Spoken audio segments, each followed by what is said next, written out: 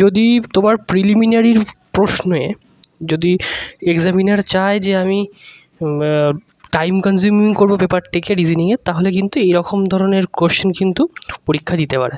ঠিক আছে, coded blood relation, এছাড়াও পিওর মেন্স বলো বা ক্লার্কের মেন্স বলো, সেখানে তো এই কোডেড ব্লাড রিলেশন তুমি দেখতেই পাবে।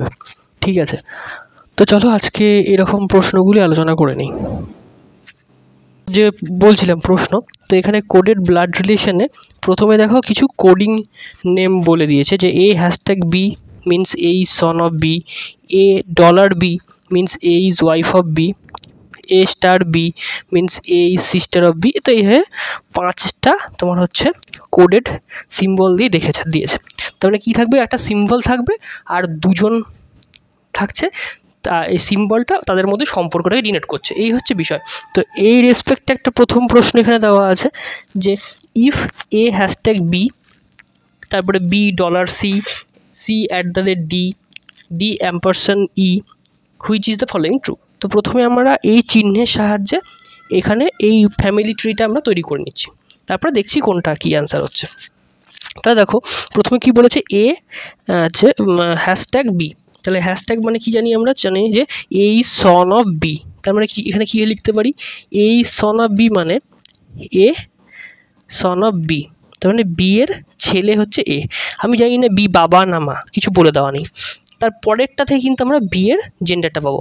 কি বলেছে, বি ডলার সি, ডলার মানে কি, ডলার দিয়ে যখন বলা হবে তখন প্রথমটা হচ্ছে দ্বিতীয় জনের স্ত্রী হয়। ঠিক আছে, তার মানে B is wife of C, তার মানে B is wife of C, তার মানে সি হচ্ছে হাজব্যান্ড, বি হচ্ছে ওয়াইফ হলো। তারপর কি বলছে, সি @ ডি, সি @ ডি মানে কি, C is the brother of D, brother of D. আমরা কিন্তু ডির এখান থেকে কিন্তু ডি এর জেন্ডার বলতে পারছি না, এর পরেরটা থেকে আমরা ডি এর জেন্ডার পাবো, D ampersand E, D ampersand মানে কি, D is the father of E. ঠিক আছে, তাহলে D is the father of E, তাহলে আমরা কিন্তু ই এর জেন্ডার পেলাম না, বাদ বাকি সবার জেন্ডার পেলাম। তো এই হচ্ছে which is the following true, তাহলে E is sister of C, E কি সি এর সিস্টার না, C is the father of A, C is the father of A, এটা যেমন বলতে পারছি। আরেকটা কী পাচ্ছি, আরেকটা পাওয়া যাচ্ছে, D is brother in law of B, D কিন্তু বি এর ব্রাদার ইন ল। ঠিক আছে, তাহলে A is son of D, A কিন্তু ডি এর ছেলে নয়, তাহলে কি C is the father, C বাবা, তার মানে অপশান বিটাও ট্রু, অপশান সিটাও ট্রু। তাহলে এখানে কিন্তু আরেকটা জিনিস হতো, এখানে নান অফ দিস না হয় এখানে অপশান ইতে একটা থাকতে পারতো, both C B and C. ঠিক আছে, বোথ বি অ্যান্ড সি হলে এই অপশানটা ট্রু হতো। তাহলে বিষয়টা এখানে বোঝা যাচ্ছে যে আমরা কীভাবে করছি। ঠিক আছে, এটাই আমার মেন বোঝানো হয়। অপশানটা ভুল এখানে দেওয়া আছে, কিন্তু আদারওয়াইজ এটাই কিন্তু এইভাবেই করা হয়ে থাকে। ঠিক আছে, এর পরের যে দ্বিতীয় যে কোশ্চেনটা রয়েছে সেটা আরও ইম্পর্টেন্ট, সেটার ক্ষেত্রে কিন্তু সাধারণভাবে একটু টাইম লাগে করতে। ঠিক আছে, তারপরে প্রশ্নটা বলছে, which is the following shows that R is daughter in law of S, মানে আর এসের daughter in law. Daughter in law যে কথাটা বলে দেওয়া হচ্ছে, তখন কি বোঝানো যাচ্ছে, যে daughter in law of S, তার মানে আর একজন কারো ওয়াইফ, ঠিক আছে, তার বাবা অথবা মা হচ্ছে এস।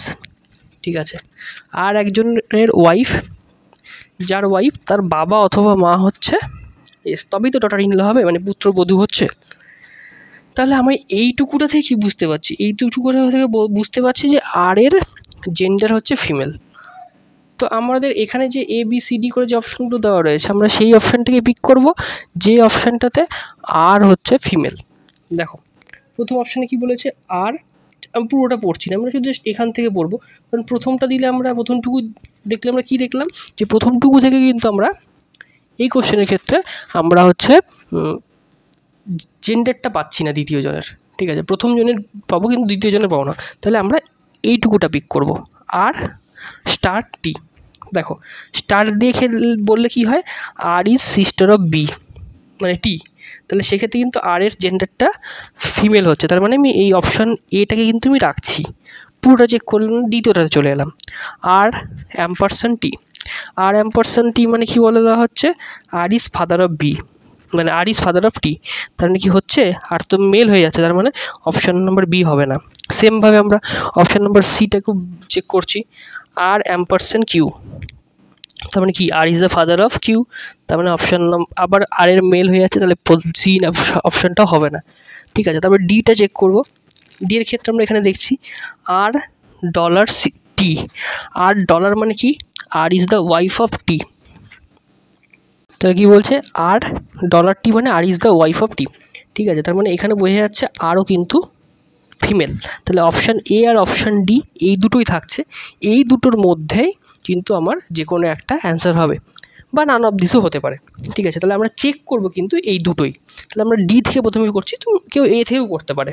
ঠিক আছে, তাহলে ডি থেকে যদি আমরা চেষ্টা করি তাহলে কি হচ্ছে দেখো, কিউ দেখো আমাকে আর এসের মধ্যে কিন্তু সম্পর্ক বের করতে বলেছে, তাহলে আমি এখানে এই কিউ দিয়ে যেটা দেওয়া আছে এইটুকু আমরা ধরবো না, আমরা আর থেকে শুরু করছি, আর ডলার টি, তার মানে আর ইজ ওয়াইফ অফ টি। দেখো আমাদের কিন্তু প্রথমের দিকে যেগুলো বলছি বা করছি সেগুলো কিন্তু আমরা কিন্তু কিছুই করিনি এখনও পর্যন্ত, মানে প্রশ্ন যে সলভ করাটা সেটা সবে শুরু হলো। ঠিক আছে, এতক্ষণ পর্যন্ত যে আমরা কিন্তু উইথাউট পেন পেপারে কিন্তু দুটো ডিসিশান নিয়ে নিলাম, যে দুটো অপশানকে যে বাদ দেওয়া সেই ডিসিশানটা কিন্তু উইথাউট পেন পেপারেই বাদ দিয়ে দিলাম। তাহলে কিন্তু এই যে ছোটো ছোটো ট্রিক্সগুলো এগুলোই কিন্তু তোমার কাজে দেবে। ঠিক আছে, পরীক্ষার সময় এগুলোই টাইম তোমায় সেভ করাবে। তো তারপরে কি বলছে, R is the wife of T, তার মানে টি হচ্ছে হাজব্যান্ড। তাহলে R is wife of T এটা পেয়ে গেলাম। ঠিক আছে, তারপরে কি বলছে T at the rate P, মানে কি T is the brother of P, তারপরে কি বলছে পি হ্যাশট্যাগ এস, তাহলে কী পাচ্ছি পি হ্যাশট্যাগ এস হচ্ছে P is son of S. দেখো এখান থেকে কিন্তু আমরা আর কিছু করতে হবে না, আমরা কি বলেছিলাম R is the daughter in law of S, তাহলে দেখো ডটার ইন ল মানে এসের ছেলেকে টি আর পি, টি এর আবার ওয়াইফকে আর, তাহলে আর তো ডটার ইন ল হয়ে গেল, তাহলে অপশান নম্বর ডি। তুমি এটা দিয়েও চেক করতে পারতে, এটা দিয়ে চেক করলেও কিন্তু সেমভাবে আসতে, তাহলে কী হতো যে আর, তাহলে অপশান ডি আমার উত্তর হয়ে গেল। তাহলে এবারে আমরা এটা যদি চেক করে নিই কেন হচ্ছে না বা কি বৃত্তান্ত, তাহলে R is the sister of, এইটা থেকে আর টি থেকে R is the sister of T পেলাম, তারপরে কি বলছে T at the rate P, T is the brother of P পেলাম, পি হ্যাশট্যাগ ইউ, তাহলে কী বলছে পি হ্যাশট্যাগ মানে P is the son of you.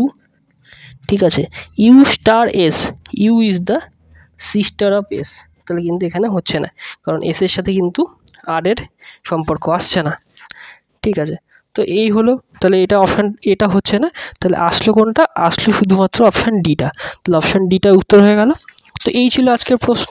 যদি প্রশ্নটা ভালো লেগে থাকে, প্রশ্ন দুটো যদি ভালো লেগে থাকে তাহলে অবশ্যই ভিডিওটাকে লাইক করো, চ্যানেলটাকে সাবস্ক্রাইব করো যদি নতুন হয়ে থাকো, আর ভিডিওটা বন্ধুদের সাথে শেয়ার করবে। তো এরকমই নতুন ভিডিও দেখতে হলে আমাদের সাথে যুক্ত থাকো।